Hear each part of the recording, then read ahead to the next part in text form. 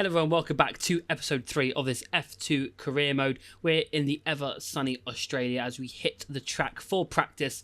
We're going to see what we can do. We've had a bit of a mixed bag so far, haven't we, regarding the first 2 rounds of the season. If you haven't seen the last episode, make sure to go check that out, as we managed to do a decent job once again in the practice sessions. Track acclimatization was a firm perfect. Then we had tyre wear, once again not having any issues with anything like that. And then of course race strategy went quite well. You can see on the timing tower on the left hand side we had a decent-ish result when it comes to that. But we did have a sensor fault in quali, which led to an issue where we lost telemetry, as the engineer just said.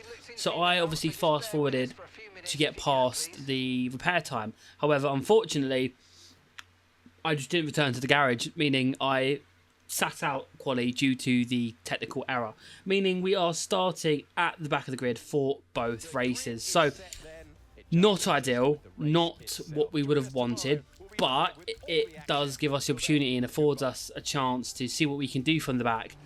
Without any further ado, let's get into this, starting with the sprint race. We've got Victor Martin just to our left, Miney ahead of us. The lights go out and we get a little bit of wheel spin. On cold tyres, we try to go through the middle of Miata and Colapinto, and that pulls off. We've got Mindy to the right hand side, we've got Barnard just ahead of us. There's a little bit of a gap we're going to kind of fall into. We lock both of our front tyres as we part the sea as we go past Barnard. We've got Maloney just ahead of us now as we enter. Hopefully this could be a good overtaking opportunity this weekend for us down here. We're going to take it nice and gingerly, as we don't want to get involved with Maloney, who looked like he was going to move across us in the braking zone. He's going a bit slow, so we might try and see if we can pounce. Marty's holding him up a little bit through here as well, so we're going to pull alongside Maloney and get that job done. And our almost arch nemesis Marty now is the driver in front of us. He doesn't seem to be having a good time here, same as us. We've got Aaron just ahead of him. We're going to chuck it up the inside of Marty. I'm going to gain one more position, so we're up into 15th. This has been a very productive lap for us so far. Heading on to lap 2, we're on board with our teammate as well. We're going to have a little sniff up the inside of our teammate, Paul. We're going to have the inside line for this corner. He's going to give us plenty of space due to obviously being our teammate. We're going to go the inside. We're going to go 2 abreast here, as we're going to take the inside line for this. He's going to hang it there, so we're going to slam the door shut on Paul, as we obviously don't want him sniffing around too much. And that was quite an aggressive slamming of the door from us. We have a look on board from Paul, see what he saw. And you can see we just completely cut across him. Almost have to say, no thank you, not happening. But we've got a purple sector 2 as we hunt down a Sullivan, coming into what is almost probably the best overtaking opportunity in the circuit in general now, how they've added the DRS zone here. He's going to cover the inside line. I'm going to go to the outside line. He's going to make a darting move to the inside, almost like he's a little bit spooked. We're going to have to go the long way around. We're going to go side by side through here, very similar to what we did with Paul. So we know we've got the grip around the outside of here, which gives us the inside for the next corner. And he's going to try and fight it. He goes the long way around. He's really putting up a fight. This is really impressive from O'Sullivan. Cut to an interesting camera angle, to say the least. We're still ahead of him at the moment, and this might give Paul a run on him as well, which means he may lose out 2 positions to both of the high-tech cars. So that hasn't gone to plan for O'Sullivan, so that is a good job for us. We're up forward, and yeah, for whatever reason, the team's pulling team orders for P14. Yeah. P14 is where Paul is. I'm P13. Team orders is required apparently, so I'm a good man. I'll move over for Paul, and we're gonna have to cover off O'Sullivan into the braking zone just so he doesn't have a sniff of any kind of overtake. But so we're just gonna be kind of stuck behind Paul now, I guess, for the rest of the race. There's not much we could do. You can see we got a run and we had to lift off because we had a much better run than Paul. So we're kind of just languishing behind him, making like silly mistakes like this. We just completely miss our braking zone. And we just go across the grass, which it's a needless mistake, but we're kind of like not really locked in at this stage, and we've managed to catch up to the cars ahead. So, you know, obviously we have got better pace than Paul. You know, we could probably pass these and get up to P9, but there's a bit of a gap, so we're just kind of just stuck behind Aaron, and unfortunately we're in a bit of a DRS train, and he's just going extremely slow. As we go down the inside, we lock our tyres, and there was a little bit of debris that came off the front wing there. And I think that was just Paul just going slowly, braking early. Luckily, we didn't write off both cars, but my God, he braked so early. There's such a gap to ahead of him. We're lucky he didn't get a puncture. We're lucky we only lost an end plate. But it's just turned into an awful Grand Prix for us. Villa Gomez wins the race, but yeah, it's just completely ruined by the team, and it just amounted to nothing. What a waste of a Grand Prix. If he was fine for points, you know, it makes sense, but nonetheless, let's put this behind us. We've got better things to do. We've got a better race to take care of, and that is going to be the feature race. To no one's surprise, the grid positions are exactly the same as they were, so we kind of have an idea of how we can make a charge on the first lap. Oh, we almost get a bit of wheel spin and go into the side of Miney. That would not have been ideal, especially if not for lap 1. If we try and avoid that moving forward, we have a little bit of a sniff. We've got Miata just here. We are 3 wide into turn 1. It looks like Miney's lost a bit of his end plate. He kind of cuts across us, which really wasn't appreciated from Martins and him. So we're on the bit of a back foot. Windows opening on the right hand side. We're going to slowly ease into it.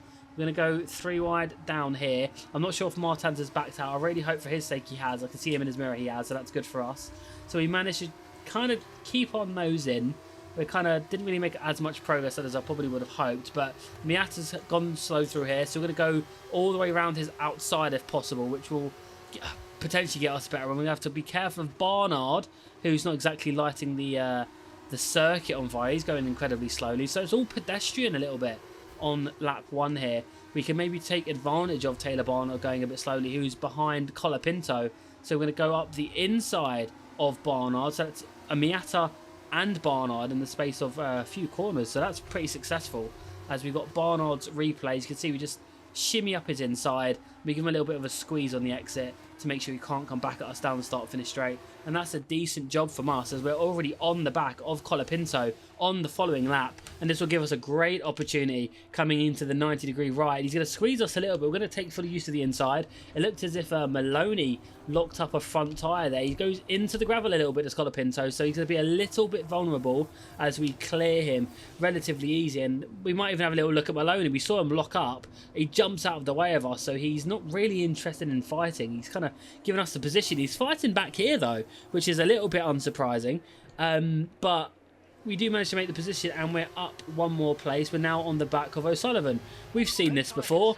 Not entirely sure how Paul ended up down here in the last race. We go down his inside at the worst timing imaginable. Marty's had an engine failure, so that was really lucky and fortunate that we managed to get past before the yellow flag, but really bad timing. As we got up the inside of Sullivan, the engine goes, which means he was momentarily blinded by Marty. As you can see all these cars going through, and there seems to be an issue with Miney. He goes into the side of Marty. What are you doing, Miney? My lord, well, with it being a VSC, it might be worth risking us having a pit stop. We will have to pit again if there's no safety car, but if it works out, we could be on for some really big points. We're kind of in the back end of nowhere, really. You know, obviously everyone is now going to come and pit. We do the fastest lap. Miata's got a 10-second time penalty. Our teammates now come into pit. So if this strategy is going to work, we're going to need another VSC or a safety car. Or we're going to have to go to basically the end of the race to see if what can happen. We've got Isaac Hadjar, who's going to try and pass Paul Aron. He gets past Antonelli, so Aron holds on to P2 at the moment.